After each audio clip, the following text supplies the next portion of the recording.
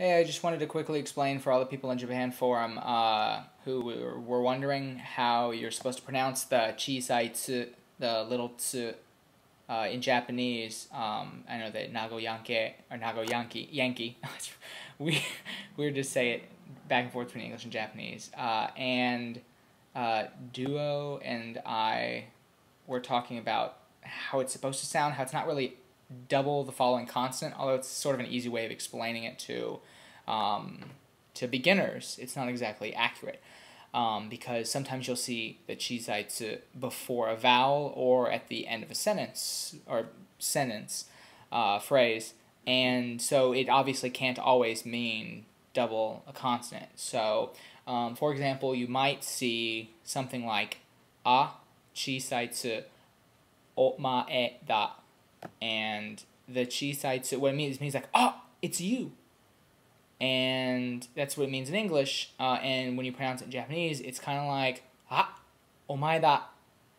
Like, basically the key there is, I'm trying to explain what the chisai tsu, the little tsu, sounds like, what it actually means, what its pronunciation is.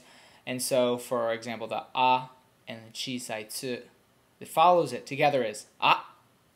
And you hear that instead of saying ah, omae da, it's ah. Well, ignore the inflection of my voice, but basically it's just that the ah stops. It abruptly stops. It does not trail off like ah. It's ah, and it stops. I think examples, let me tab over some examples that also got posted in the thread are things like haya, ita, kore da, miru na, for like, oh, that's fast, ouch, kore da, this is it, miru na, don't look. It's the same thing every time that instead of saying miru na, the chisai tsu at the end stops. You perform a glottal stop, I think is what Duo called it. Basically, the air, you constrict the air flowing through your throat right about here. You stop it from flowing. The reason people refer to it as a doubling of the following consonant is because if you have like I, chisai tsu, te together, it's ite. You hear that I is the same length as if the chisai tsu was there or not there. You have ite, ite. The same I is the exact same length. The te, exact same length. The only difference is there's a quick pause where no air flows through my throat or mouth at all.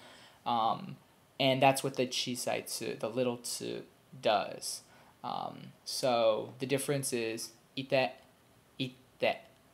And I think Nago Yankee, however to pronounce it, was pointing out that there are a lot of foreigners in Japan that he hears speaking.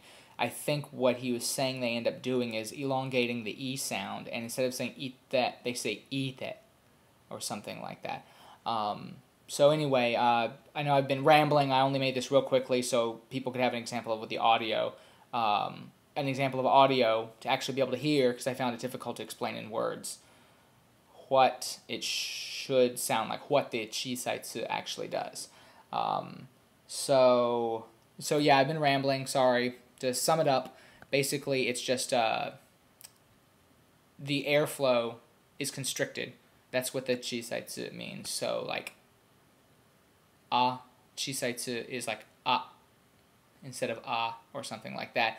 And in a word like ite, I chisai tsu te, basically it changes ite to ite. It's not ite, it's ite. And it's called a double consonant because that's what it sounds like to a native English ear, to a native English speaker's ear. As it sounds like. It sounds like the T is being doubled. Which, we do have in English. We have the doubling of a consonant sound in English. We don't have we have glottal stops, but not in the same way that they are in Japanese. Yeah. So, that's my explanation. Done.